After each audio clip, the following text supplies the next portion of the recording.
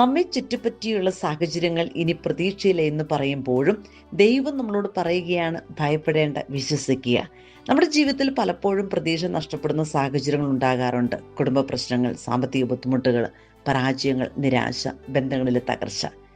പക്ഷെ മർക്കോസിന്റെ സുവിശേഷം 5-ാം അധ്യായത്തിൽ 35-36 തിരുവചനത്തിൽ ജായിറോസിന്റെ മകൾ മരിച്ചു എന്ന വാർത്ത അവൻ കേൾക്കുകയാണ്. മനുഷ്യരുടെ കാഴ്ചയിൽ എല്ലാം അവസാനിച്ചു. എന്നാൽ യേശു അവനോട് പറയുകയാണ്, ഭയപ്പെടേണ്ട, വിശ്വസിക്കുക മാത്രം ചെയ്യുക. നിന്റെ കഥ ഇവിടെ അവസാനിക്കുന്നില്ല.